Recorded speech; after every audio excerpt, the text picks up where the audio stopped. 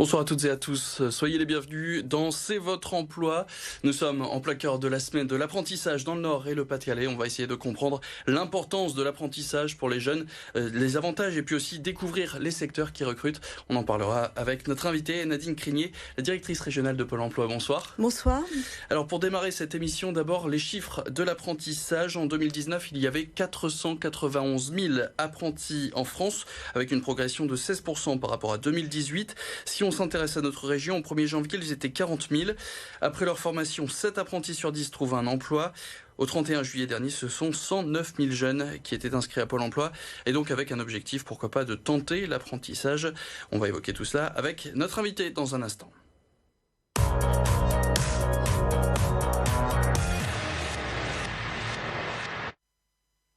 Alors déjà, Nadine Crinier, est-ce qu'on peut expliquer clairement, en quelques mots, ce que c'est l'apprentissage ? Alors, au niveau de l'alternance, vous avez deux contrats. Le contrat d'apprentissage et le contrat de professionnalisation.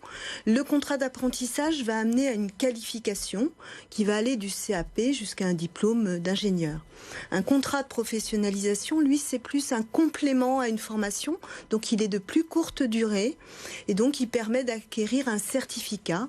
Par exemple, vous étiez soudeur sur l'inox et vous allez apprendre une nouvelle technique de soudure et vous aurez un nouveau certificat. Ça, c'est le contrat de professionnalisation. C'est ce qu'on appelle aussi l'alternance ou... C'est dans la même famille que l'alternance. Par contre, le contrat d'apprentissage, lui, il va vous apprendre sur cet exemple à être soudeur. Voilà. Et pourquoi Pôle emploi a décidé de prendre en charge cet apprentissage ?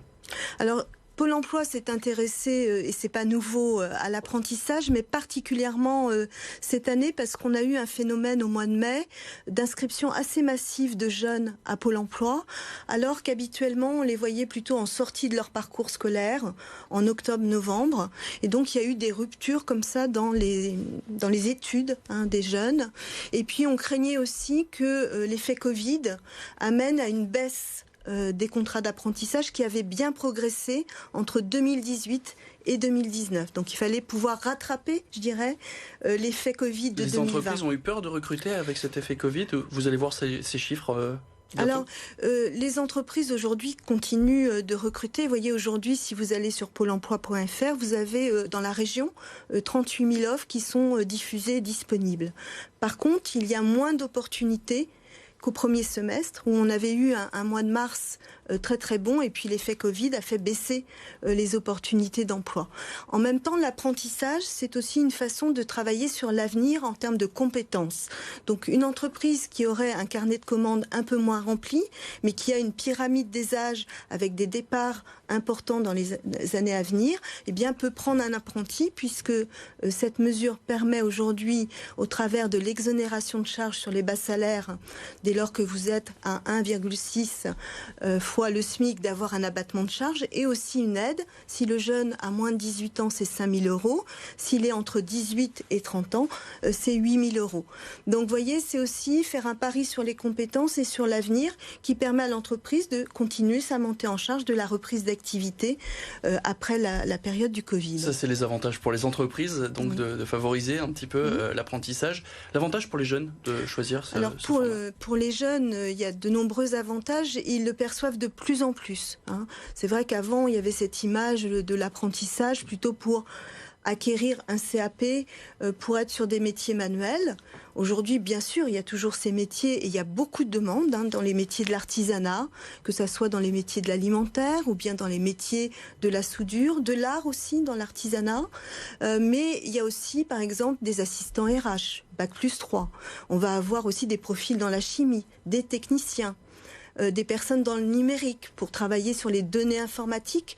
Donc on a une palette aujourd'hui de l'apprentissage qui permet vraiment à tous les jeunes, quel que soit leur niveau d'études, leurs aspirations, de pouvoir au travers d'un emploi, parce que c'est un contrat de travail, se former.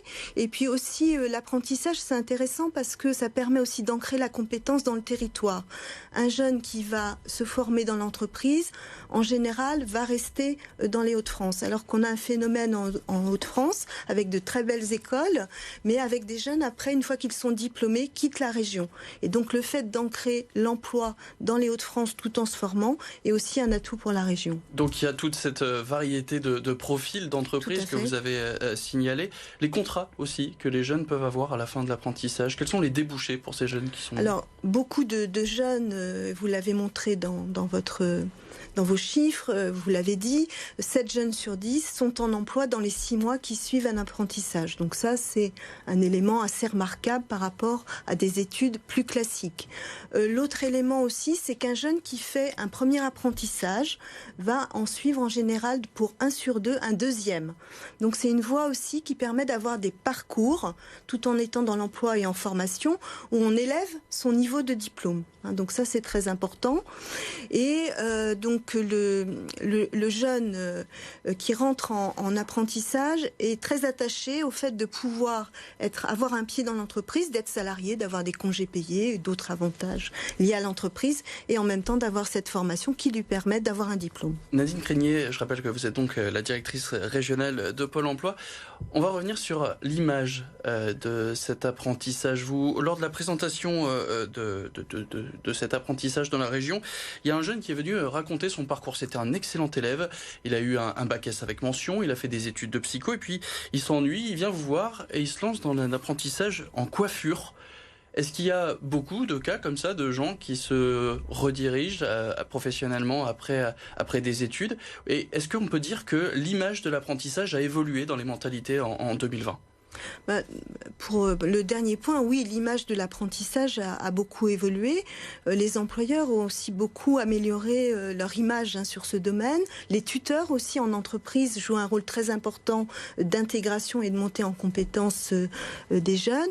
Mais si on prend le jeune lui-même, aujourd'hui, il a des aspirations aussi qui sont peut-être différentes. On a pas mal de jeunes qui ont fait des études universitaires plutôt généralistes qui parfois s'orientent sur des métiers.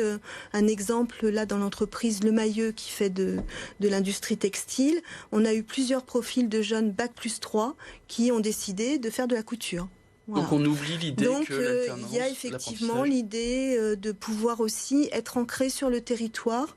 Je pense que la notion de développement durable, les politiques aussi sociétales des entreprises amènent aussi à cette idée du local et de rester aussi en local. Donc ça convient bien à ces nouvelles aspirations, effectivement. Est-ce qu'on peut revenir sur ce que vous aviez dit il y a quelques secondes, les secteurs qui recrutent le plus, quels sont-ils? Alors, vraiment, tous les secteurs recrutent, ça va de l'industrie, qui en plus dans la région a une pyramide des âges qui nécessite de pouvoir avoir des apports nouveaux de compétences. Et là, c'est tout diplôme confondu. On a aussi les secteurs des services. Dans le service, vous allez avoir le commerce, l'assurance, les banques. Donc c'est assez large comme palette. Vous avez aussi l'hôtellerie-restauration qui, malgré le Covid et la baisse de chiffre d'affaires, recrute aussi en apprentissage. Donc c'est vraiment tout secteur d'activité. Vous avez aussi le bâtiment qui recrute beaucoup en apprentissage. Au niveau de la taille des entreprises, un apprenti sur 2 est dans une entreprise de moins de 50 salariés. Et c'est important parce que le tissu économique de la région est plutôt sur les petites entreprises. Et donc ça leur donne aussi une ressource en compétences intéressante. Et est-ce qu'il y a des secteurs où cet apprentissage est en tension ? Alors, c'est plutôt l'offre d'emploi qui est en tension. Mais voyez, le bâtiment recrute beaucoup d'apprentis et doit renforcer son attractivité. Donc là, ça peut être un peu tendu, effectivement, pour attirer des jeunes. Les conditions de travail aussi sont particulières. On a aussi l'automobile qui recrute beaucoup d'apprentis. Par exemple, là, vous avez PSA qui a une grosse opération de recrutement d'apprentissage. On a aussi dans l'agroalimentaire des techniciens de maintenance en apprentissage. Donc, vraiment tous les secteurs, mais avec une attractivité qui s'est renforcée au fil des années par la communication, par le fait, vous l'avez vu peut-être la semaine dernière, des employeurs qui viennent recruter en direct dans les pôles emploi les jeunes. Merci Nadine Crégnier. On passe tout de suite à l'agenda.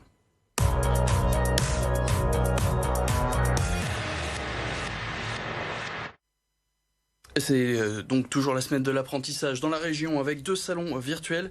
C'est jusqu'au 28 septembre dans le Nord et le Pas-de-Calais.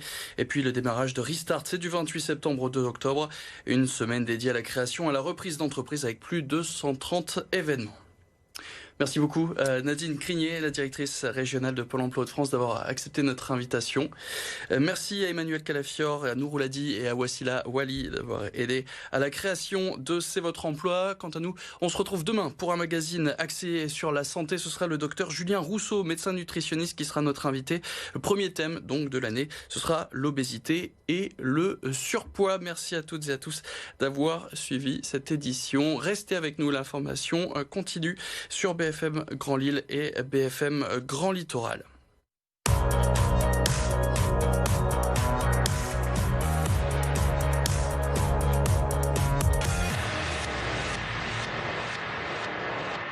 À la recherche d'un emploi, d'une formation, vos conseillers Pôle emploi sont à votre écoute. C'est votre emploi vous a été présenté par le Pôle emploi Hauts-de-France.